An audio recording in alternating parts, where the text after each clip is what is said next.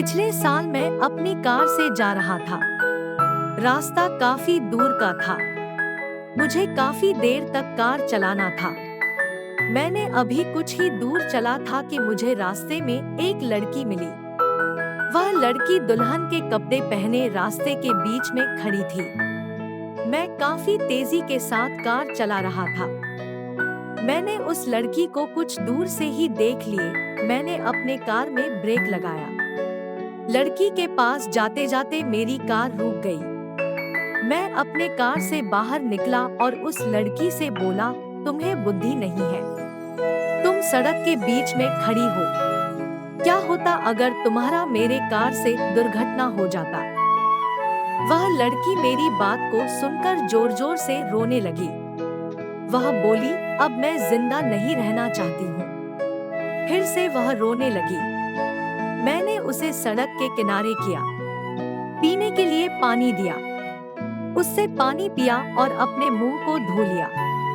फिर मैंने उससे पूछ, अब बातों तुम्हारे साथ क्या हुआ है? उसने कहा, मैं एक लड़के से प्रेम करती थी। आज हमारी शादी थी, पर वह लड़का पहले से ही किसी और से शादी कर चुका है। जब मैंने इस बात को सुना तो मैं पागल सी हो गई। अब मुझे शर्म भी आ रही थी, इसलिए मैं अपने घर से भाग गई। मैंने कहा, ठीक है, पर तुम्हें अपने घर से इस तरह नहीं भागना चाहिए। वैसे तुम्हारा घर कहाँ है? उसका घर वही था जहाँ मुझे अपने काम से जाना था।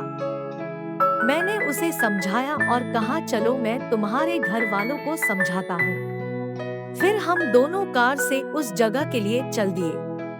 मुझे पहली नजर में ही उस लड़की से प्रेम हो गया था, पर वह तो किसी दूसरे से प्रेम करती थी। मैंने उसे रास्ते भर में बहुत कुछ समझाया।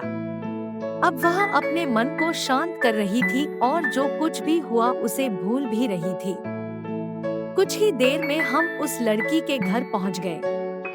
लड़की के पिता हमें रास्ते में ही मिले। मैंने उन्हें पहचान लिया।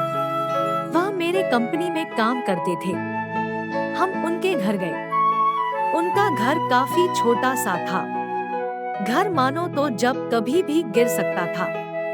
उन्होंने मुझे बताया कि मैंने अपने जीवन भर की कमाई अपने लड़की के शादी के लिए रखी थी, पर आज मेरा सारा पैसा बर्बाद हो गया। अब मैं कैसे अपनी लड़की की शादी कर पाऊंगा? यह कहते हुए उनकी आंखों में आंसू आ गया। मैं उनके बारे में अच्छे से जानता था। वह काफी ईमानदार थे। उनकी दुख को मैं समझ पा रहा था। अब मैं क्या करूं? मुझे कुछ भी समझ नहीं आ रहा था। कुछ देर सोचने के बाद मैंने कहा, अगर आप मुझे अपनी लड़की के काबिल समझे तो मैं शादी के लिए तैयार हूँ। लड़की और उसके माता पिता दोनों ही खुश हो गए और जो भी रिश्तेदार उनकी लड़की को ताने मार रहे थे वह सभी शांत हो गए। फिर क्या था, मैंने उस लड़की से शादी कर लिया। आज मैं बहुत खुश हूँ।